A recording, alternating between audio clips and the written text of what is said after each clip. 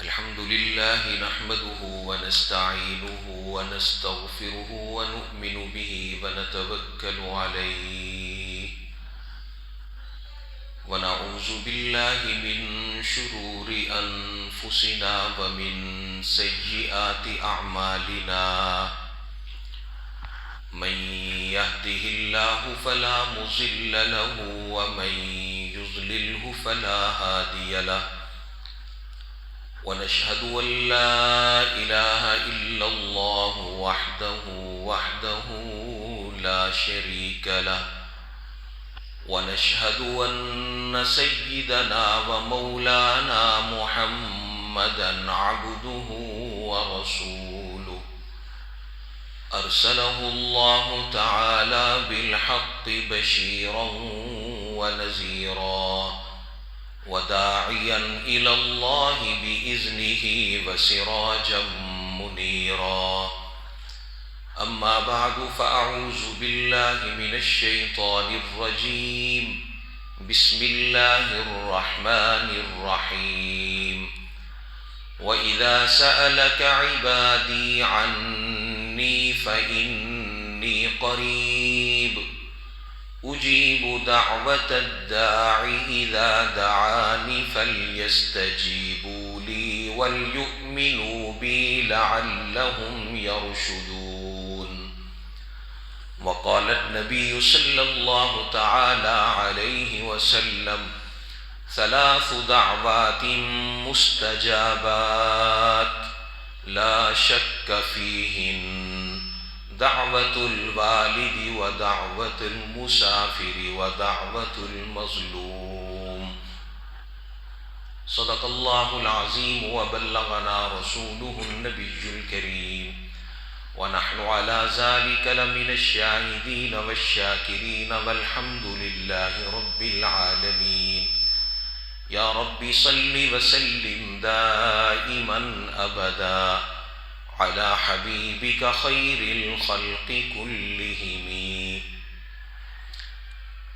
میرے انتہائی محترم و مکرم دوستو، بزرگوں،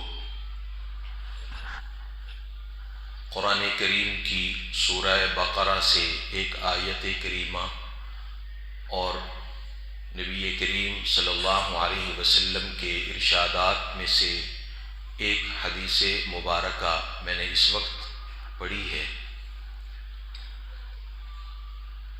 اس آیت میں اور اس حدیث پاک میں مسلمانوں کو ایک اہم چیز کی طرف متوجہ کیا گیا ہے.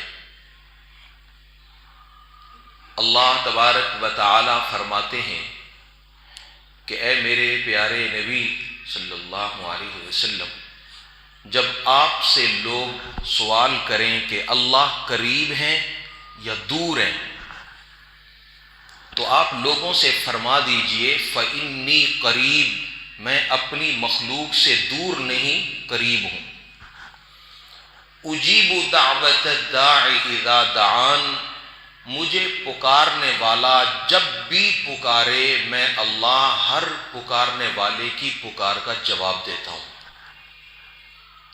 فَلْيَسْتَجِيبُوا لِي، جب میں ہر پکار کا جواب دیتا ہوں تو بندوں کو بھی چاہیے کہ وہ میری پکار کا بھی جواب دیں.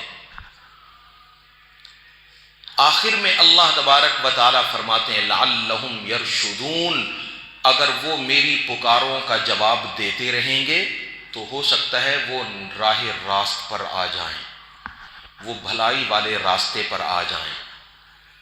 نبی کریم صلی اللہ تعالی علیہ وسلم کی جو حدیث مبارکہ میں نے اس وقت اپنے دوستوں کے سامنے پڑھی ہے، اس میں میرے آقا صلی اللہ تعالی علیہ وسلم ارشاد فرماتے ہیں کہ 3 دعائیں ایسی ہیں جو مقبول ہی مقبول ہیں، لا شک فیہن، ان کی مقبولیت میں کوئی شک نہیں.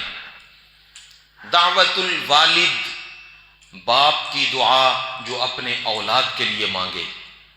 دعوت المسافر، جو آدمی اپنے گھر سے دور ہو، کسی سفر میں ہو، پردیس میں ہو، اس کی دعا اللہ فرماتے ہیں قبول ہوتی. اور تیسرے نمبر پر فرمایا دعوت المظلوم، جو تکلیف میں ہو، ظلم و ستم کا شکار ہو، مصائب و آلام میں گھرا ہوا ہو، ایسا بندہ اللہ تبارک و تعالیٰ سے جو مانگتا ہے اللہ وہ ضرور عطا فرماتے ہیں۔ آج کی اس محفل میں اپنے دوستوں کے سامنے آغاز ہی میں ایک بات کہنا چاہتا ہوں۔ اس وقت دنیا میں کون سا انسان ہے جو پریشان نہیں ہے؟ ہم جب آپس میں ایک دوسرے سے ملاقات کرتے ہیں، دوست دوست سے ملتا ہے، بھائی بھائی سے ملتا ہے، ہمسایہ ہمسائے سے ملتا ہے، ہم ویسے پوچھتے ہیں کیا حال ہے جی، آپ کی طبیعت کیسی ہے، آپ کی صحت کیسی ہے، کاروبار کیسا جا رہا ہے؟ اور ان تمام سوالوں کے جواب میں اگلا بندہ بالکل یہی کہتا ہے جی اللہ کا شکر ہے میں بالکل ٹھیک ہوں۔ اگرچہ ہم بظاہر یہ جملے بولتے ہیں اور بولنے چاہیے، لیکن ہمارا دل اندر سے پکار رہا ہوتا ہے کہ اے پوچھنے والے، کبھی میرے ساتھ بیٹھ کر مجھ سے پوچھ، میں تجھے بتاؤں کہ میرے دل میں دکھڑے کتنے ہیں، میرے دل میں پریشانیاں کتنی ہیں۔ اس دنیا میں کون سا بندہ ہے جو بالکل تکلیفوں سے آزاد اور مبرہ ہو، اس کو کوئی دکھ نہ ہو، رشتہ داروں کی طرف سے، ہمسائیوں کی طرف سے، اہل علاقہ کی طرف سے، خاندان کی طرف سے، فیملی کی طرف سے اس کو کوئی ٹینشن نہ ہو؟ ایسا بندہ دنیا میں ہم ڈھونڈنے نکلیں تو ہم کبھی کامیاب نہ ہوں۔ ہر بندہ پریشان ہے، ہر بندہ دکھوں میں گھرا ہوا ہے۔ اللہ تبارک و تعالی نے اس دنیا میں جتنی بھی تکلیفیں بنائی ہیں ان تکلیفوں کا حل بھی میرے اللہ نے بنایا ہے۔ کوئی بیماری ایسی نہیں جس کا دوا نہ ہو۔ اس دنیا میں جتنی بیماریاں ہیں میرے اللہ نے ہر بیماری کا دوا بنایا ہے۔ اس دنیا میں کوئی تکلیف ایسی آسمان سے یا زمین سے نہیں آئی کہ جس کا حل میرے اللہ نے پیدا نہ فرمایا ہو۔ جس چیز کا حل نہیں، اللہ نے اس بیماری کو پیدا ہی نہیں کیا۔ ہر چیز کا حل ہے ہمارے پاس، لیکن ہم اس حل کی طرف جانے والے راستے پر چلتے نہیں ہیں۔ آج ہر بندہ پریشان ہے۔ والد بعض اوقات اپنی اولاد کے حوالے سے پریشان ہوتا ہے، اولاد بعض اوقات اپنے والدین سے پریشان ہوتی ہے، بعض اوقات سسر اپنے داماد سے پریشان ہوتا ہے، داماد اپنے سسر سے پریشان ہوتا ہے، چچا بھتیجے سے پریشان ہوتا ہے، بھتیجا چچا سے پریشان ہوتا ہے۔ دنیا کے آپ جتنے رشتے دیکھ لیں، یقیناً ہر بندہ دوسرے سے کچھ نہ کچھ پریشانیاں اٹھا رہا ہے۔ کاروباری حوالے سے کوئی پریشان ہے، کوئی اپنے گھر کے لیے، کوئی مکان کے لیے، کوئی ملازمت کے لیے، کوئی کاروبار کے لیے، فصل والا اپنی فصل کے حوالے سے پریشان ہے۔ لیکن میں اپنے دوستوں، اپنے بھائیوں سے کہنا چاہتا ہوں، کیا ان تمام پریشانیوں کا حل مجھے پیدا کرنے والے نے نہیں بنایا؟ کیا اللہ نے پریشانیاں بنائیں اور ان کا حل نہیں بنایا؟ کیا اللہ نے دکھ بنائے تو ان کا حل نہیں بنایا؟ پروردگار عالم نے دنیا کی تمام تکلیفوں کو شاید بعد میں بنایا ہے، ان تمام تکلیفوں کا علاج میرے اللہ نے پہلے بنایا، اور وہ علاج اللہ نے اپنے پیارے نبی صلی اللہ تعالی علیہ وآلہ وسلم کے ذریعے سے مخلوق تک پہنچایا ہے، میرے آقا نے اپنی امت تک پہنچایا ہے۔ آپ اگر احادیث کا مطالعہ کریں، آپ یقیناً علماء کرام سے سنتے رہتے ہوں گے، میرے نبی صلی اللہ علیہ وسلم کا دور مبارک مدینہ منورہ میں آندھی اگر ضرورت سے بڑھ جاتی، میرے نبی اپنے ہاتھوں کو اٹھا لیتے، اللہ سے مانگنے لگ جاتے۔ بارش ضرورت سے زیادہ ہو گئی، میرے آقا نے ہاتھ اٹھا لیے۔ اور وہ مشہور واقعہ ہے، ایک جمعہ کے موقع پر صحابہ کرام نے درخواست پیش کی، اے آقا دو جہاں، ہم بالکل پریشان ہیں، پیاس کی وجہ سے تڑپ رہے ہیں، فصلیں ضائع ہو رہی ہیں، اور جانور ہمارے وہ ادھر ادھر بھٹک رہے ہیں، مر رہے ہیں، یہ قحط سالی کا عالم ہو گیا۔ اللہ کے پیارے نبی آپ دعا فرمائیں، اللہ تبارک و تعالی معاملات کو آسان فرمائیں۔ میرے نبی صلی اللہ تعالی علیہ وسلم نے دعا کے ہاتھ اٹھائے۔ علماء کرام نے احادیث میں لکھا ہے، احادیث کی تشریح میں لکھا ہے، صحابہ کرام فرماتے ہیں جب ہم آئے تھے تو دھوپ میں آئے تھے، اور جب ہم واپس گئے تو دھوپ کے بغیر گئے۔ بادلوں نے چھاؤں کر دی تھی، بادلوں نے سایہ کر دیا تھا، سورج کو چھپا لیا تھا۔ اللہ تبارک و تعالی نے اپنے پیارے نبی صلی اللہ علیہ وسلم کو بتایا ہے کہ اے میرے محبوب، جب بھی کوئی تکلیف اور کوئی پریشانی ہو، آپ خود بھی اور اپنی امت کو بھی سبق دیں کہ یہ امت میرے دروازے پہ آئے، میرے دروازے پہ دستک دے، میں انتظار کروں گا کہ یہ لوگ کب آئیں گے. اجیب دعوت الداعی اذا دعان. آج دنیا کے دفاتر کا ٹائم ہے 8 بجے سے شام 4 بجے تک. آپ اگر اس دورانیے میں جائیں گے تو دفتر کھلا ہوا ملے گا، اور اگر آپ 4 بجے سے لیٹ ہو گئے تو آپ کو دوسرے دن کی پیشی پڑ جائے گی. یہ اب دفتر بند ہو چکا ہے، لہذا آپ دوسرے دن آئیں. بعضوں کا دفتر کھلا ہے لیکن لائن اتنی لمبی لگی ہوئی ہے کہ بندہ سوچتا ہے مجھے 4 گھنٹے تو ادھر لگ جائیں گے. تو بندہ کتنی پریشانیوں میں. اللہ تبارک و تعالیٰ فرماتے ہیں تمہاری دکھوں اور پریشانیوں اور مصیبتوں اور مشکلات کے لیے اے میرے بندو میں نے اپنا دروازہ کھول کے رکھا ہے. اور اجیب دعوت الداعی اذا دعان، مجھے جب بھی کوئی پکارے گا میں ہر پکارنے والے کی پکار کا جواب دوں گا. اور اس آیت کا مطلب میں اس انداز سے بھی عرض کرنا چاہتا ہوں. اللہ تبارک و تعالیٰ فرماتے ہیں میں پکارنے والے کی پکار کا جواب دیتا ہوں. وہ مجھے بچپن میں پکارے تب بھی جواب دیتا ہوں، لڑکپن میں پکارے تو جواب ملتا ہے، جوانی میں پکارے تو جواب دیتا ہوں، وہ بزرگی میں پکارے تو جواب دیتا ہوں، وہ صحت میں پکارے تب جواب دیتا ہوں، وہ بیماری میں پکارے تب جواب دیتا ہوں، وہ امیری میں پکارے تب جواب دیتا ہوں، وہ غریبی میں پکارے تب جواب دیتا ہوں، وہ آسانیوں اور راحتوں اور فراوانیوں میں پکارے تب جواب دیتا ہوں، اور اگر وہ مشکلات میں مجھے پکارے میں تب بھی جواب دیتا ہوں. اس دنیا کی کوئی پکار ایسی نہیں کہ جو اللہ کی طرف جا رہی ہو مگر میرے مالک کا اس پکار کے جواب میں جواب نہ آ رہا ہو. کوئی پکار نہیں اس دنیا میں. بلکہ میں منبر رسول پہ بیٹھ کے یہ جملہ عرض کر دینا ضروری سمجھتا ہوں، اس دنیا میں کوئی کافر بھی ایسی پکار نہیں دے سکتا کہ جس پکار کا جواب میرے اللہ کی طرف سے نہ آتا ہو. وہ تو کافر کی پکار کا جواب دیتا ہے، وہ تو یہود اور عیسائی کی پکار کا جواب دیتا ہے، وہ تو دشمن کی پکار کا جواب دیتا ہے. آج ہمارے کچھ بھولے بھالے دوست کہتے ہیں جی میں نے بلاتے بلاتے 10 سال ہو گئے اللہ نے میری تو ایک بھی نہیں سنی. اور میرے پیارے اللہ نے کیسے نہیں سنی؟ آپ اپنے پکار کے طریقہ کار کو تو چیک کریں کہ آپ نے جس طریقے سے پکارا ہے کیا اس بڑی ہستی کو ویسے پکارا جاتا ہے جیسے آپ نے پکارا ہے؟ آپ نے کس طریقے سے مخاطب کیا اللہ تبارک و تعالیٰ کو؟ میں ایک بات اپنے بھائیوں سے کہنا چاہتا ہوں. اللہ تبارک و تعالیٰ جب حضرت آدم علیہ الصلوۃ والسلام کو بنا چکے ہیں، تمام فرشتوں کو میرے اللہ نے آرڈر فرمایا ہے کہ اسجدوا لآدم، آدم کو میں نے پیدا کیا، اس کو میں نے اپنا نائب بنایا ہے، خلافت کا تاج میں نے آدم کے سر پہ رکھ دیا، اب تمہیں حکم دے رہا ہوں کہ اس کو سجدہ کرو. فسجدوا، سب نے سجدہ کیا الا ابلیس، شیطان نے سجدہ نہیں کیا. سجدہ کرنے کی بدلے وہ کیل کال کرنے لگا، آگے اپنی قیاس آرائیاں کرنے لگا. یا اللہ میں اس کو سجدہ کیسے کروں؟ میں آگ سے بناؤں، یہ مٹی سے بنا ہے، مٹی نیچے ہوتی ہے، آگ اوپر جاتی ہے، اس کو چاہیے یہ مجھے سجدہ کرے، میں اسے کیسے سجدہ کروں؟ یہ بحث مباحثہ کرنے لگا، یہ مناظرانہ انداز اختیار کرنے لگا. اللہ تبارک و تعالی نے فرمایا فخرج، تو میرے دربار سے نکل جا، تو نے میری بات نہیں مانی، یہاں سے چلا جا. اب میں اپنے دوستوں کو متوجہ کر کے کہنا چاہتا ہوں اللہ تبارک و تعالیٰ اس وقت غصے میں ہے، اللہ غضبناک ہے. میرے اللہ نے آرڈر فرمایا، اس نے آرڈر پورا نہیں کیا.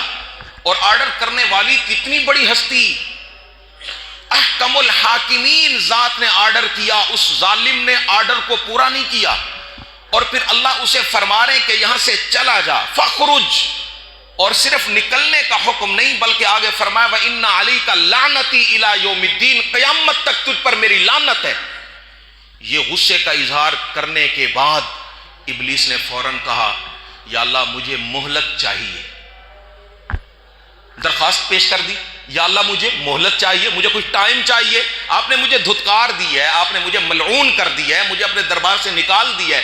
ٹھیک ہے میں راندہ درگاہ ہو گیا ہوں، میں نیچے جا رہا ہوں، میں چلا جا رہا ہوں، لیکن میں درخواست کرتا ہوں مجھے آپ مہلت تو دیں. پروردگار عالم نے اس کی منہ مانگی مہلت اسے عطا فرما دی. اللہ تبارک و تعالی نے قرآن کریم میں اس کا مکمل تذکرہ کیا ہے. وہ کہنے لگا مجھے الی یوم یبعثون، قیامت تک آپ مجھے مہلت دیں، مجھے زندگی دیں. اللہ نے فرمایا جو تو مانگ رہا ہے تجھے دے دیتا ہوں، جاؤ تمہیں مہلت ہے، تمہیں پکڑوں گا نہیں. قومیں آئیں گی بدعملی کریں گی تباہ ہو جائیں گی، تو زندہ رہے گا. امتیں گزریں گی تباہ ہو جائیں گی، تو زندہ رہے گا. تو قیامت تک باقی رہے گا، اور آج تک وہ اپنی ڈیوٹی پوری کر رہا ہے، اللہ کی مانگی ہوئی مہلت پہ عمل کر رہا ہے۔ میں اپنے بھائیوں، اپنے دوستوں سے کہنا چاہتا ہوں، جو رب ابلیس کو بھی غصے کی حالت میں بھی ایک درخواست اگر ابلیس دیتا ہے، اللہ اس کی درخواست کو بھی ضائع نہیں جانے دیتے ہیں، بلکہ اس کی پوری بات پر اللہ تبارک و تعالیٰ فیصلہ فرما دیتے ہیں۔ میں گناہگار صحیح، لیکن اس کا مومن بندہ ہوں، میں اس کے محبوب کی امت میں ہوں، میں اس کا اپنا ہوں، میں اس کے دربار پہ حاضری دیتا ہوں۔ اگر ابلیس دعا کرتا ہے، اس کی دعا قبول ہوتی ہے، تو میں دعا کروں گا تو میری دعا قبول کیوں نہیں ہوگی؟ اس کا مطلب ہے میں اپنے عمل سے ثابت کر رہا ہوں کہ شاید میں اسے بھی گیا گزرا ہوں، اس کی بھی اللہ سن لیتے، میری نہیں سن رہے۔ اللہ تبارک و تعالیٰ سب کی سنتے ہیں۔ پروردگار عالم نے دعا رد نہیں کی، کوئی ایسا جملہ نہیں جو ہم بولیں اللہ سنے نہیں۔ آواز اور الفاظ تو بہت دور کی بات ہے، اللہ دل کی دھڑکنوں کو جانتے ہیں۔ میرے دل کی ایک ایک دھڑکن سے میرے اللہ واقف ہے، میرا بندہ کس دکھ میں ہے، میرا بندہ کس کرب میں ہے، یہ کس تکلیف میں ہے، مجھ سے کیا چاہتا ہے۔ میں آج کی اس محفل میں کہنا چاہتا ہوں، ہم نے اپنے اللہ تبارک و تعالیٰ سے وہ تعلق اور اللہ سے مانگنے والا عمل ختم کر دیا ہے، چھوڑ دیا ہے۔ اسباب اختیار یقیناً کرنے چاہیے، لیکن نظر اللہ پہ رہنی چاہیے۔ آج دنیا کے جتنے کام ہیں، میں اپنے اللہ کی طرف متوجہ نہیں ہوتا ہوں، دنیا کے دیگر معاملات میں بھاگا بھاگا مارا پھر رہا ہوں، کبھی ادھر کبھی ادھر۔ حضرت ابوبکر صدیق رضی اللہ تعالی عنہ کتنے عظیم صحابی رسول ہیں، افضل البشر بعد الانبیاء، نبیوں کے بعد سب سے افضل انسان اس کائنات کا جناب ابوبکر صدیق ہیں۔ فرماتے میرے جوتے کا تسمہ بھی اگر ٹوٹ جائے، میں اللہ تبارک و تعالیٰ سے دعا پہلے کرتا ہوں اور پھر اسباب کی دنیا میں جا کر اس کو گانٹھنے کی کوشش بعد میں کرتا ہوں۔ اللہ سے کہتا ہوں میرے مالک میرا جوتا ٹوٹ گیا، آپ میری مدد فرمائیں۔ میرے مالک میرے جوتے کا تسمہ نہیں ہے، آپ میری مدد فرمائیں۔ یہ سبق مل رہا ہے کہ تمہیں جب بھی کوئی تکلیف پہنچے تو تمہیں چاہیے تم اللہ تبارک و تعالیٰ کی طرف رجوع کرو۔ آج دنیا کے تمام معاملات میں ہم ادھر ادھر رجوع کرتے ہیں، اوپر کی طرف رجوع نہیں کرتے۔ یہی وجہ ہے کہ ہم دکھوں میں ہیں، ہم پریشانیوں میں، ہماری پریشانیاں مزید گمبھیر ہوتی چلی جا رہی ہیں، ہمارے مسائل بڑھ رہے ہیں، وسائل کم ہو رہے ہیں، ہمارے مسائل میں برکتیں پڑ رہی ہیں، پریشانیاں بڑھ رہی ہیں، مصیبتیں بڑھ رہی ہیں۔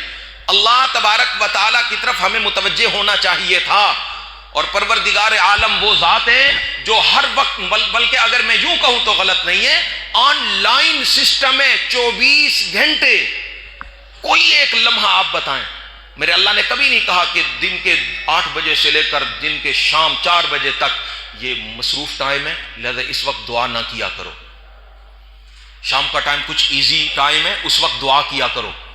رات کا پچھلا پہر اس وقت جو ہے نا رش کم ہوتا ہے، اس وقت دعا کیا کرو۔ نہیں نہیں نہیں نہیں، پروردگار عالم فرماتے اربوں کھربوں انسان مجھ سے بیک وقت گفتگو کریں اور اپنی درخواستیں پیش کریں، تم ایک آدمی کی بات اتنی توجہ سے نہیں سن سکتے جتنا میرا اللہ کھربوں کی بات بیک وقت توجہ سے سنتا ہے، ایک ایک کی سنتا ہے اور اچھی طرح۔ اور میں اپنے دوستوں کو یہ بھی کہنا چاہتا ہوں، پروردگار عالم حکیم ہے، ان کے دربار میں جب بھی کوئی درخواست پہنچتی ہے وہ خود فیصلہ فرماتے ہیں کہ میرے بندے نے مجھ سے یہ مانگا ہے، اب مجھے دینا چاہیے یا نہیں دینا چاہیے، اس کا فیصلہ میرے اللہ اپنی حکمت کی بنیاد پہ کرتے ہیں۔ ایک بیٹا اپنے باپ سے کہتا ہے ابا جی میں نے پاپڑ خریدنے، ابا جی آپ مجھے جو ہے نا وہ چکن چپس لے کر دیں، ابا جی میں نے آئس کریم لینی ہے۔ اب بابا جان کو پتا کہ 4 دن ہو گئے اسے کھانستے کھانستے، اور اب اس کو پھر آئس کریم کی پڑی ہوئی ہے۔ اب اگر ابا جی اسے آئس کریم لے کر نہیں دے رہے تو بیٹے کے دل میں ایک خیال مچلے گا جی میں کچھ کہتا ہوں ابا جی مجھے لے کر ہی نہیں دیتے ہیں۔ دوسروں کے بابا کیسے ہیں، وہ جو بھی مانگتے ہیں ان کو مل جاتے ہیں، ان کی اولادوں کو، اور میں نے اپنے ابا سے کہہ کہہ کے تھک گیا ہوں، مجھے آئس کریم نہیں مل رہی ہے۔ اب آئس کریم کا نہ ملنا اس بیٹے کے حق میں مفید ہے، اس کو پتہ نہیں ہے۔ ہم بعض اوقات اللہ تبارک و تعالیٰ سے عہدہ مانگتے ہیں، یا اللہ مجھے اونچی کرسی چاہیے، منصب چاہیے، اللہ تبارک و تعالیٰ سے مانگتے ہیں، اور پھر تسلسل کے ساتھ مانگتے ہیں، یا اللہ مجھے کرسی چاہیے، مجھے عہدہ چاہیے، مجھے ملازمت، مجھے اسکیل اعلیٰ چاہیے۔ اللہ تبارک و تعالیٰ نہیں دیتے ہیں۔ میں سمجھتا ہوں کہ اللہ تبارک و تعالیٰ نے میری بات سنی انسنی کر دی، اللہ نے میری بات کو قبول ہی نہیں کیا۔ کبھی ہم اللہ تبارک و تعالیٰ سے مانگتے ہیں یا اللہ ہمیں صحت چاہیے، لیکن فوری طور پر اللہ صحت نہیں دیتے، اس میں ہزاروں حکمتیں ہوتی ہیں ہمارے حق میں جو مفید ہوتی ہیں۔ اللہ تبارک و تعالیٰ کا فیصلہ حکمتوں سے خالی نہیں ہوتا، وہ جس بندے کو بیمار رکھتے ہیں تو اس کی بیماری میں ہزاروں حکمتیں ہیں، وہ جس کو تکلیف دیتے ہیں اس کی تکلیفوں میں ہزاروں حکمتیں ہوتی ہیں، لیکن ہمیں چاہیے کہ ہم مانگنا نہ چھوڑیں۔ بندے کا کام ہے کہ وہ لگا رہے، وہ پڑا رہے، ادھر وہ در نہ کھولیں گے، ادھر ہم در نہ چھوڑیں گے۔ حکومت اپنی اپنی ہے، کہیں ان کی کہیں میری، میں اپنے اللہ کے دروازے پہ چوکھٹ پہ آ کے بیٹھ جاؤں، میں پڑھ جاؤں میرے مالک میں نے ادھر ہی آنا ہے، مجھے یہی ایک دروازے کا پتہ ہے، تو میری بات کو فوراً قبول فرما لے، مجھے میرا مدعا مجھے دے دے، میں تب بھی یہیں رہوں گا، اور اگر تو نہ دے میں تب بھی یہاں رہوں گا۔ عام طور پر ہماری طبیعت یہی ہے نا، 1 سال 2 سال 4 سال ایک چیز مانگی، اللہ نے نہیں دی تو ہم اللہ پہ روٹھ جاتے ہیں۔ سیدھی سی بات ہے، قریب بات ہے، ہم اللہ سے اندر سے ناراض ہو جاتے ہیں کہ جی اللہ نے یہ نہیں دیا، اللہ نے وہ نہیں دیا، اللہ نے یہ نہیں دیا۔ اور میں اپنے پیاروں سے کہنا چاہتا ہوں، اس کائنات میں میرے پیارے نبی محمد کریم صلی اللہ علیہ وسلم کے بعد حضرت ابراہیم اس کائنات کے سردار ہیں۔ حضرت ابراہیم تمام نبیوں میں سب سے اعلیٰ ہیں، میرے پیارے پیغمبر کے بعد ان کی سرداری ہے۔ اللہ تبارک و تعالیٰ سے حضرت ابراہیم نے اولاد مانگی، اور آپ کو پتہ ہے 2 سال نہیں 4 سال نہیں 80 سال اولاد مانگی۔ آپ اندازہ تو کریں، ایک بندے کی اوسط عمر میں 25-30 سال کی عمر میں شادی ہو جائے اور وہ پھر مانگنا شروع کر دے 80 برس تک، 50 سال اولاد مانگی، اللہ نے نہیں دی۔ مگر حضرت ابراہیم علیہ السلام کا حوصلہ دیکھیے، ان کا دل گردہ دیکھیے، در نہیں بدلا کہ چلیں یہاں سے نہیں تو کسی اور جگہ سے، نہیں، دنیا کو سبق دیا کہ مانگنا یہیں سے ہے، انداز بدل کے مانگا۔ ہو سکتا ہے میرے مانگنے میں کوئی کمی ہو، مانگتے رہے۔ اللہ تبارک و تعالی نے پھر 80 سال کے بعد اولاد بھی وہ دی کہ باپ بھی نبی ہے اور بیٹے بھی نبی ہے۔ جناب اسماعیل علیہ السلام، جناب اسحاق علیہ السلام، اللہ تبارک و تعالیٰ فرماتے فبشرناہ بغلام حلیم، میں نے پھر خوشخبری دی، ابراہیم تم نے اتنے عرصے تک مجھ سے یہ مانگا ہے تو آؤ تمہیں بیٹا بھی وہ دیتا ہوں جو لاجواب ہے۔ حضرت زکریا علیہ السلام کی اولاد 80 سال کے بعد ہوئی ہے، انہوں نے پتہ نہیں کتنی دعائیں مانگی ہوں گی، بلکہ 16واں پارہ سورہ مریم پہلا رکوع ہے، اللہ تبارک و تعالی حضرت زکریا کے دعا مانگنے کا انداز قرآن کریم میں بیان فرما رہے ہیں۔ اپنے دوستوں کی توجہ چاہوں گا، حضرت زکریا علیہ السلام کی دعا مانگنے کے ڈیزائن کو، انداز کو، طرز کو اللہ نے قرآن کریم میں آیت بنا کے نازل فرمایا۔ ذکر رحمت ربک عبدہ زکریا اذ نادى ربہ نداء خفیا، اے میرے پیارے محمد، آپ نے حضرت زکریا کی دعاؤں کو دیکھا جب وہ چپکے اپنے رب سے مانگا کرتے تھے، اور اتنا مانگا بوڑھے ہو گئے، اب سر کے بال سفید ہو گئے، اب داڑھی کے بال سفید ہو گئے، اور اللہ تبارک و تعالیٰ سے کہتے ہیں انی وہن العظم منی واشتعل الرأس شیبا ولم اکن بدعائک ربی شقیا، اے میرے پیارے اللہ، مانگتے میرا سر سفید ہو گیا ہے، میری داڑھی سفید ہو گئی ہے، میری ہڈیاں پرانی ہو گئی ہیں، میرے مالک اب مجھے اولاد کا شوق نہیں رہا، میں بچہ تجھ سے اس لیے مانگتا ہوں مجھے بیٹا عطا کر تاکہ جس دین پہ میں چل رہا ہوں یہ دین سلامت رہ جائے۔ یرثنی ویرث من آل یعقوب، وہ لوگوں کو راہ راست پہ چلاتا رہے۔ اللہ تبارک و تعالی نے فرمایا اے میرے زکریا، آپ کو میں بیٹا عطا کروں گا، اور بیٹے کا نام رکھنے کا تمہیں بھی فکر اور سوچ رکھنے کی ضرورت نہیں ہے، کوشش کرنے کی ضرورت نہیں، بیٹا بھی میں دوں گا، نام بھی میں رکھوں گا۔ اللہ تبارک و تعالی نے بچہ دیا۔ دنیا میں عام طور پر قانون یہ ہوتا ہے، میرے دوست اچھی طرح جانتے ہیں، بیٹے دنیا میں پہلے پیدا ہوتے ہیں، نام بعد میں رکھا جاتا ہے۔ اللہ تبارک و تعالی نے حضرت زکریا کو جو بیٹا دیا، بیٹا بعد میں آیا، نام پہلے آ گیا، اور اللہ تبارک و تعالی نے فرمایا یہ اے میرے زکریا، یہ وہ نام ہے جو آج تک مخلوق میں کسی باپ نے اپنے بیٹے کا نہیں رکھا، ڈبہ بند نام، لم نجعل له من قبل سمیا، یہ نام آج تک کسی کا نہیں رکھا۔ پھر اللہ جب قبولیت فرماتے ہیں تو پھر اس انداز سے فرماتے ہیں۔ ہمیں اپنی مشکلات کے حل کے لیے اللہ تبارک و تعالیٰ کی طرف رجوع کرنے کی ضرورت ہے، اللہ سے مانگنے کی ضرورت ہے، عام طور پر ہم دل تھوڑا کر جاتے ہیں، ہم تھوڑا سا اپنا حوصلہ کم کر لیتے ہیں، ہمت چھوڑ جاتے ہیں کہ جی ہم نے اللہ سے مانگا تو ہے، اللہ نے دیا نہیں، اللہ سے وہ چیز مانگی نہیں ملی، وہ چیز مانگی نہیں ملی۔ حدیث پاک میں آتا ہے اللہ تبارک و تعالیٰ دعاؤں کو 3 طریقوں سے قبول فرماتے ہیں، 3 طریقے سے۔ علماء کرام نے اس حدیث کی تشریح میں جو باتیں لکھی ہیں بہت بڑی ہیں، میں مختصر 1-2 باتیں اپنے دوستوں کے سامنے کہنا چاہتا ہوں۔ علماء کرام نے لکھا کہ پہلی اللہ تبارک و تعالیٰ دعا کی قبولیت کا پہلا انداز وہ یہ ہے کہ بندہ اللہ سے جو مانگ رہا ہے اللہ اس کو اس کی مانگی ہوئی چیز عطا فرما دیں۔ ایک بندے نے بیٹا مانگا، یا اللہ مجھے بیٹا چاہیے، اللہ تبارک و تعالیٰ نے اس کو بیٹا عطا فرما دیا۔ یہ اللہ تبارک و تعالیٰ نے اس کی ہی بات کو پورا فرما دیا اور اس پر فیصلہ کر دیا کہ اس کو بیٹا مل جانا چاہیے۔ دوسرا طریقہ قبولیت کا یہ ہوتا ہے کہ اللہ تبارک و تعالیٰ سے ہم جو چیز مانگ رہے ہیں اللہ اس سے اعلیٰ کوالٹی کی چیز ہمیں عطا فرما دیں۔ میں پروردگار عالم سے ایک چیز مانگ رہا ہوں، اللہ اس سے بہتر دے دیں، وہ نہیں ملی جو میں نے مانگی تھی، اس سے بہتر مل گئی۔ اللہ تبارک و تعالیٰ نے دوسرا طریقہ یہ رکھا۔ حدیث پاک میں کہ تیسرا طریقہ یہ ہوتا ہے اللہ تبارک و تعالیٰ فرماتے ہیں جو تو نے مانگا وہ بھی نہیں دوں گا، اس سے بہتر بھی نہیں دوں گا، بلکہ تیری اس دعا کے بدلے تجھ پر فلاں مصیبت آ رہی تھی، میں وہ مصیبت ٹال دوں گا۔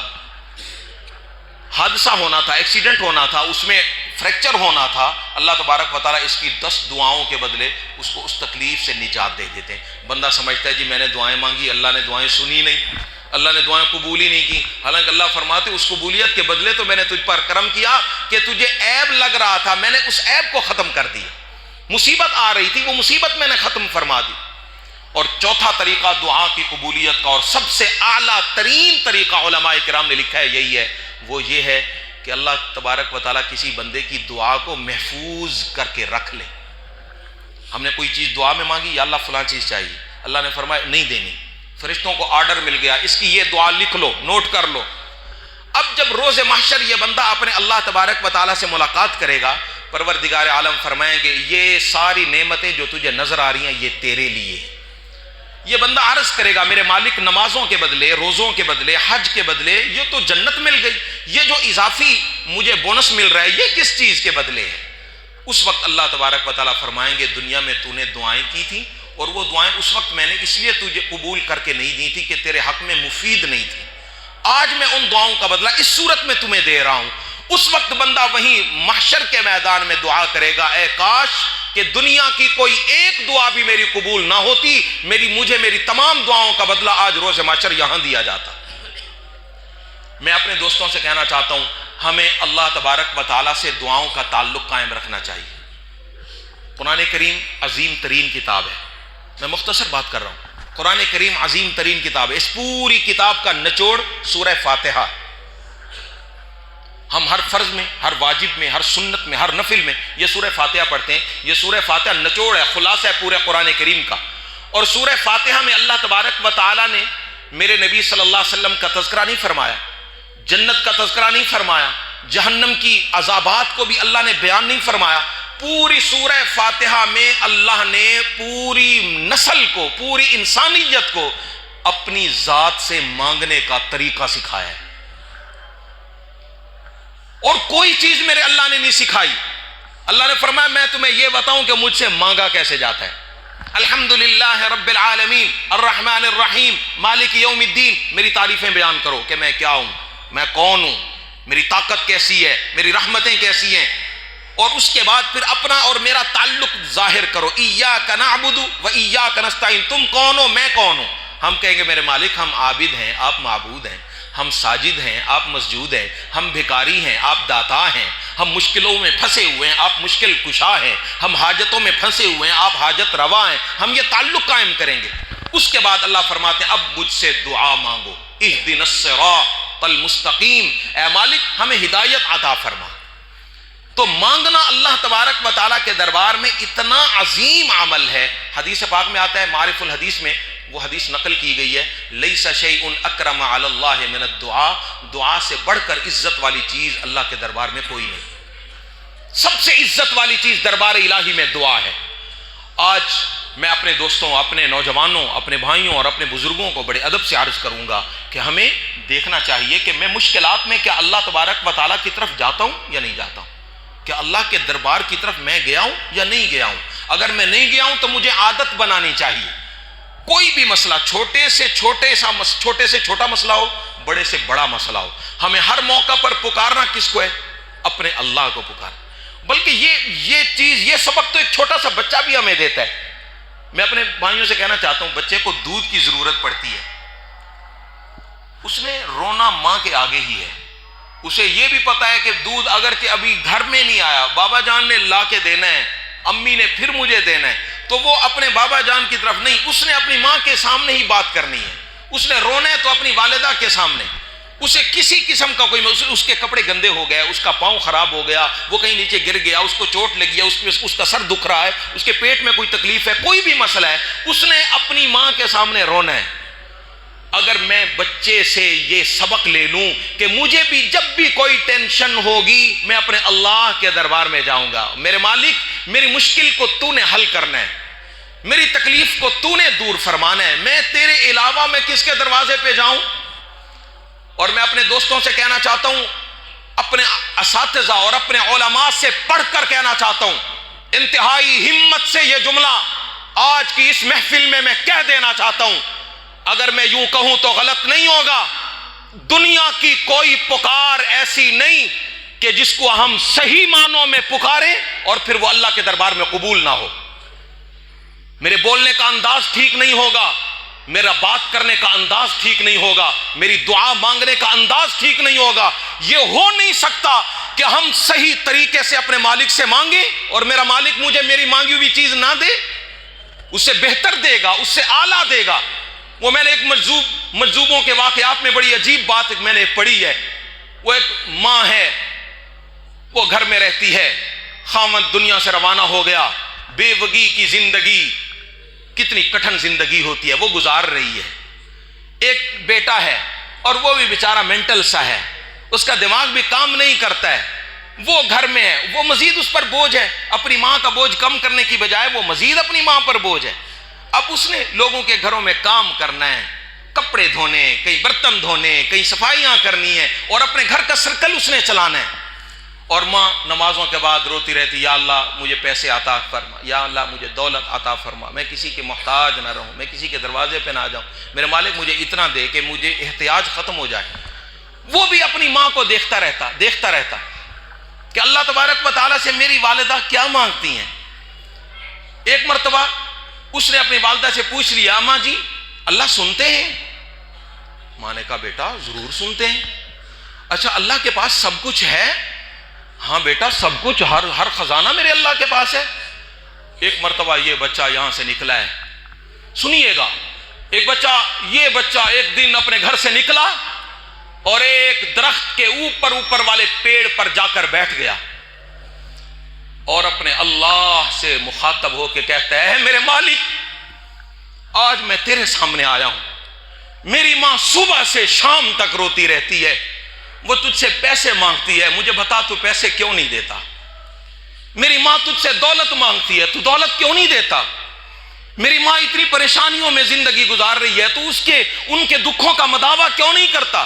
میرے مالک اگر تجھے پیسے دیتے ہوئے تیرا خزانہ کم ہوتا ہے تو پھر میں تجھ سے پیسے نہیں مانگتا، اور اگر تیرے خزانے میں کوئی کمی نہیں ہے تو پھر میں تجھے گزارش کرتا ہوں مہربانی فرما یہ مشکل ٹال دے، میری امی کے دکھوں کو کم کر دے۔ وہ کہاں جائے، کس کے دروازے پہ جائے؟ میں اپنے بھائیوں سے کہنا چاہتا ہوں، حاضر وہیں گزرتے ہوئے ایک آدمی نے یہ پورا منظر دیکھا، اس کی گفتگو کا انداز دیکھا، اس کے مانگنے کا ڈیزائن دیکھا، اللہ تبارک و تعالیٰ سے حجت کرتے ہوئے اس نے وہ ساری باتیں سنی۔ کہتا ہے میں وہیں قریب ٹھہرا تھا، تھوڑی دیر بعد اس کے اوپر کچھ گرنا شروع ہوا، وہ بچہ اس نے ایک کپڑا بچھایا، وہ گرتی ہوئی چیزیں اس نے اس کے اندر ڈالیں اور گٹھڑی بنا کے وہ روانہ ہو گیا۔ وہ کچھ گری پڑی چیزیں میں نے جا کے اٹھائیں، میں نے ہاتھ میں لی تو وہ مجھے کچھ بھی نظر نہیں آ رہا تھا، وہ بالکل بیکار سی چیزیں تھیں، مگر وہ جو گٹھڑی لے کے اب روانہ ہوا میں بھی اس کے پیچھے پیچھے نکل پڑا، دیکھو تو صحیح یہ جاتا کہاں ہے۔ اپنے گھر کے دروازے کے اندر وہ داخل ہو گیا، اماں جی نے پوچھا بیٹا کیا لائے ہو؟ اماں جی میں آج اللہ جی سے یہ ساری چیزیں لے کے آیا ہوں جو آپ روزانہ مانگتی رہتی ہیں، آج میں مانگ کے لایا ہوں، لے کے آیا ہوں۔ گٹری کھول کے رکھ دی، اس میں اس وقت کی پتہ نہیں ریزگاریاں اور پتہ نہیں کیا کیا موجود تھا۔ تھوڑی دیر پر دروازے پر دستک ہوئی، ماں سمجھی کہ شاید یہ کسی کی دکان سے کچھ چرا کے آیا ہے، اور پیچھے دکاندار صاحب بھی آئے ہوئے ہیں، دروازے پہ دستک ہو رہی ہے۔ یہ والدہ بوڑھی اماں چلتے ہوئے گئی، جی صاحب آپ کیا کہنا چاہتے ہیں؟ جی میں کہنا چاہتا ہوں کہ آپ کا بیٹا یہ جو کچھ لے کے آیا ہے یہ کسی کا نہیں، یہ آپ کا ہے، میں آپ کو بتانے آیا ہوں، یہ کسی کے مکان، شاید آپ سمجھے میرا بیٹا بے وقوف ہے، مینٹل ہے، کہیں سے چرا کے آیا، اٹھا کے لایا، نہیں، میں نے اپنی آنکھوں سے منظر دیکھا، اس نے اللہ سے پتہ نہیں کس طریقے سے مانگا، پتہ نہیں اس نے اپنے اللہ کو کیسے مخاطب کیا، اور میں نے اپنی آنکھوں سے اس پر یہ بارش ہوتی ہوئی دیکھی ہے، اور اس کو کوئی اور بندہ استعمال نہیں کر سکے گا، یہ سارا مال آپ کا ہے۔ وہ عورت مطمئن ہوئی کہ واقعی اللہ تبارک و تعالی نے مجھ پر کرم فرمایا ہے۔ میں اس واقعے کا ریفرنس اپنے دوستوں کے سامنے رکھ کر کہنا چاہتا ہوں، وہ رب آج بھی زندہ ہے، وہ مالک اب بھی موجود ہے، اس کی قوتیں، اس کی طاقتیں اب بھی ہیں، وہ رات کو دن میں بدل سکتا ہے، وہ دن کو رات میں بدل سکتا ہے۔ یہ رات اور دن کا بدلنا یہ ہمارے لیے بہت بڑی جو ہے نا وہ عبرت کا سامان ہے۔ اللہ تاریکی کو اگر اجالا کر دیتے ہیں، اجالے کو اگر تاریکی کر دیتے ہیں، تو کیا وہ رب صحت کو بیماری نہیں بنا سکتے؟ وہ بیماری کو صحت نہیں بنا سکتے؟ کیا وہ غریبی کو امیری اور امیری کو غریبی نہیں بنا سکتے؟ وہ مشرق و مغرب کے مالک ہیں، وہ جنوب و شمال کے مالک ہیں۔ میں اپنے دکھوں پر ادھر ادھر کیوں بھٹکتا پھرتا ہوں، ادھر ادھر کیوں جاتا ہوں؟ مجھے چاہیے اپنے اللہ سے لو لگاؤں، اپنے اللہ سے تعلق قائم کروں، اپنے رب کے آگے گڑ گڑاؤں، مانگوں، اور پھر ویسے مانگوں جیسے مانگنا چاہیے۔ اس دنیا کا سب سے مہنگا ترین قطرہ انسان کی آنکھ سے نکلنے والا آنسو ہے۔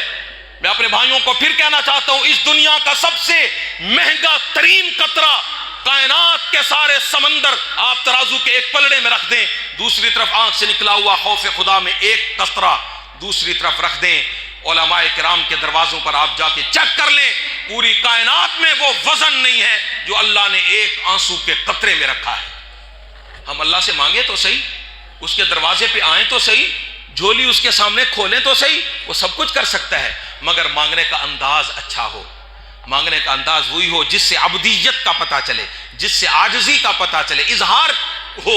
وہ جس طرح وہ ایک بندہ ہر سال مانگتا، یا اللہ مجھے آنکھیں دے دے، مجھے آنکھیں دے دے، مجھے آنکھیں دے دے۔ وہ بادشاہ وقت گزرا، وہ میاں کیا مانگ رہے ہو؟ وہ جی آنکھیں مانگ رہا ہوں۔ کتنا عرصہ ہوا؟ جی بڑا عرصہ ہوا، ہر سال حج پہ آتا ہوں، آنکھیں مانگتا ہوں۔ ملی ہیں یا نہیں ملی؟ کہتا ملی نہیں۔ کہتے اچھا تجھے شام تک کا ٹائم ہے، اگر شام تک تجھے آنکھیں تیرے پاس نہ ہوئی نا تو تیری گردن اتار دوں گا۔ اب وہ بندہ دربار الہی میں پھر آیا ہے، میرے مالک پہلے آنکھیں مانگتا تھا، اب جان مانگتا ہوں، اب مجھے زندگی چاہیے، تو نے آنکھیں نہ دی تو میری گردن اتر جائے گی۔ اب اس کا طریقہ پہلے طریقے سے بالکل مختلف تھا۔ پہلے وہ صرف آنکھیں مانگتا تھا، مل جائیں گی تب بھی ٹھیک ہے، جو نہیں ملیں گی تو تب بھی ٹھیک ہے، پہلے وہ اس انداز سے مانگتا تھا۔ اب اس نے اللہ تبارک و تعالیٰ سے دعا کی، میرے مالک اب تو میری جان جاتی ہے، اب آپ مہربانی فرمائیں، کرم نوازی فرمائیں۔ اور چند لمحوں بعد اس کو بینائی واپس آتی ہوئی محسوس ہوئی۔ بادشاہ وقت کا بلاوا آیا، اس نے کہا جی مجھے سب کچھ نظر آ رہا ہے، مگر میں حیران ہوں کہ جو چیز مجھے 5-10 سالوں میں نہیں ملی وہ اب ایک لمحے میں کیسے مل گئی۔ اس نے کہا آپ کے مانگنے کا انداز اچھا نہیں تھا، اب آپ کے مانگنے کا ڈیزائن تبدیل ہوا۔ اللہ تبارک و تعالیٰ سب کی سنتے ہیں مگر دیتے اسی کو ہیں جس کا انداز اس کی شان کے لائق ہوتا ہے۔ اللہ عاجزی کو پسند کرتے ہیں، اللہ رونے کو پسند کرتے ہیں۔ اگر میں یوں کہوں تو غلط نہیں ہوگا، یہ دنیا میرے اللہ نے رونے کے لیے بنائی ہے، یہ دنیا میرے اللہ نے گڑ گڑانے کے لیے بنائی ہے۔ ایک مرتبہ پھر کہتا ہوں، یہ دنیا میرے اللہ نے گڑ گڑانے کے لیے بنائی۔ جب نوری اس کائنات میں عبادت کرتے تھے ان کی زندگی میں تو گناہ بھی نہیں ہوتا تھا، وہ نماز پڑھتے تھے، وہ روزہ رکھتے تھے، بلکہ وہ جب سے پیدا ہوئے ہیں ان کا روزہ ہی روزہ ہے، ان کی زندگی میں تو افطاری نہیں ہے۔ اللہ نے ہم انسانوں کو کیوں بنایا؟ کروڑوں نوری موجود تھے، اربوں نوری موجود تھے، وہ عبادت کرتے تھے، کسی قسم کی کمی نہیں تھی، نہ نمازوں میں کمی ہے، نہ تسبیح میں کمی ہے۔ یہی وجہ کہ نوریوں نے کہہ بھی دیا تھا، مالک آپ آدم کو پیدا کر رہے ہیں، کیا ہم آپ کی تسبیح کم بیان کرتے ہیں؟ کیا ہم نماز تھوڑی پڑھتے ہیں؟ ہم نماز کا حجم بڑھا لیتے ہیں، آپ کیوں پیدا فرما رہے ہیں؟ یہ ایسا نہ ہو کہ یہ قتل و غارت شروع کریں. اس سے پہلے آپ نے جنوں کو پیدا کیا، وہ بھی یہی کچھ کرتے ہیں. اللہ تبارک و تعالیٰ نے فرمایا انی اعلم ما لا تعلمون، اے فرشتوں تم نے مشورہ دے دیا، بات ختم ہو گئی، اب آگے فیصلہ جو کرنا ہے وہ میں نے کرنا ہے. میں وہ جانتا ہوں جو تم نہیں جانتے.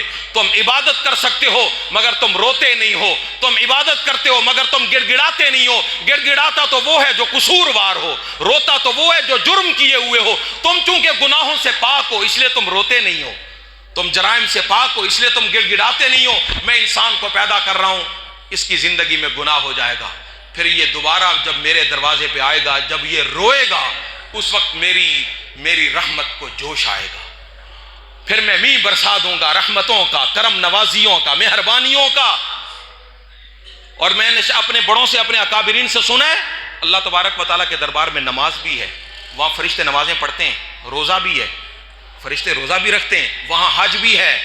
یہ ہم جو کعبۃ اللہ کا طواف کرتے ہیں، آسمانوں کے اوپر بھی کعبہ بنا ہوا ہے، بیت العزہ، بیت المعمور، اس کا بھی طواف فرشتے کرتے ہیں. اللہ تبارک و تعالیٰ کے دربار میں روزانہ سینکڑوں نہیں، ہزاروں نہیں، کروڑوں طواف پہنچتے ہیں. پروردگار عالم کے دربار میں سب کچھ ہے مگر وہاں آسمانوں پر آنسو نہیں ہے. یہ آنسو امپورٹڈ مال ہے جو یہیں سے پیک ہو کر وہاں پہنچتا ہے. اور میرے اللہ کو یہ چاہیے، میرے اللہ کو گڑ گڑانا چاہیے، میرے اللہ کو بے خودی چاہیے، تڑپنا چاہیے. رونے کے بغیر اگر ماں اپنے بیٹے کو دودھ نہیں دیتی ہے، میرا مالک مجھے جنت کیسے دے گا؟ میرا اللہ مجھ پر رحمتیں کیسے برسائے گا؟ میری آواز زبان کی بجائے دل سے نکلے گی، میری آنکھوں سے آنسو نکلیں گے، اور میرے اعمال نامے میں جتنی سیاہی ہوگی 7 سمندر مل کر بھی وہ سیاہی نہیں دھو سکیں گے، مگر آنکھ سے نکلا ہوا ایک قطرہ میری وہ سیاہی دھو دے گا. میں آخر میں اپنے تمام دوستوں سے گزارش کروں گا، ہمیں چاہیے ہم ہر مشکل میں، ہر پریشانی میں، ہر مصیبت میں، ہم بچے ہوں، ہم چاہے لڑکے ہوں، ہم چاہے پختہ عمر کو پہنچے ہوئے ہوں، چاہے ہم بزرگی کی عمر کو پہنچے ہوئے ہیں، ہم جس اسٹیج پہ بھی ہیں، ہم اپنے اللہ تبارک و تعالیٰ سے تعلق قائم کریں اور یہ طے کریں میرے مالک نے ہی میری تمام مشکلات کو حل کرنا ہے. میں یوں مت سمجھوں کہ جی گڑ گڑانے والی دعائیں تو بڑی عمر میں مانگی جاتی ہیں، میں تو بچہ ہوں. نہیں، بچہ مانگے، بلکہ بچے کی زندگی معصومیت والی زندگی ہوتی ہے. اسے اپنے اللہ سے لگا لینی چاہیے، راستہ بنا لینا چاہیے، الگ تھلگ بیٹھ جانا چاہیے. ہم تو 5 وقت صرف مسجد میں آتے ہیں. مجھے ایک نوجوان کی بات بڑی اچھی لگی. دن کے 10 بج رہے تھے، میں نے اسے کہا کہاں جا رہے ہو؟ کہتے میں مسجد میں جا رہا ہوں. میں نے گھڑی دیکھی، میں نے کہا 10 بج رہے ہیں، کون سی نماز پڑھنے جا رہے ہو؟ کہتے نہیں وہ ایک پریشانی آئی ہوئی ہے، آج میں مسجد میں جاؤں گا، وضو کروں گا، 2 رکعت نفل پڑھوں گا اور کچھ آدھا گھنٹہ بات چیت کروں گا. میں اپنے پیاروں سے کہنا چاہتا ہوں اس کے وہ جملے میں نے وہیں کھڑے کہہ دیا. میں نے کہا ہم بھی گناہگار انسان ہیں، لیکن جس انداز سے یہ جا رہا ہے لگتا ہے یہ خالی دامن نہیں لوٹے گا، یہ کچھ لے کے آئے گا. ہم اللہ تبارک و تعالیٰ کے دربار میں بھی تو اپنا صرف فریضہ اتارنے کے لیے آتے ہیں. ظہر پڑھنی ہے، جمعہ پڑھنا ہے، عصر پڑھنی ہے، مغرب پڑھنی ہے، عشاء پڑھنی ہے. اس کے علاوہ ہم کبھی دربار الہی میں آتے ہی نہیں، اللہ کے گھر میں آتے نہیں. ہم ویسے ہیں میرے مالک آج فریضہ پورا کرنے نہیں، آج میں کچھ اور باتیں کرنے آیا ہوں. تھوڑا سا الگ سے ہو کر ایک کونے میں بیٹھ کر اللہ سے کچھ باتیں کریں، قرآن کریم کی تلاوت کریں. جو بندہ قرآن پڑھ رہا ہے وہ اللہ تبارک و تعالیٰ سے بات کر رہا ہے، اور جو نماز پڑھ رہا ہے اللہ اس سے بات کر رہا ہے. ہمیں اللہ سے رابطے کی کوشش کرنی چاہیے اور رابطے کا ماحول بنانا چاہیے. میں امید کروں گا میری ان معروضات پر، گزارشات پر میرے تمام دوست، میرے بھائی توجہ کریں گے، اور اللہ تبارک و تعالیٰ سے میں امیدوار ہوں اللہ ہم سب کو اس پر عمل کرنے کی توفیق عطا فرمائیں گے. اقول قولی ھذا وآخر دعوانا ان الحمد للہ رب العالمین.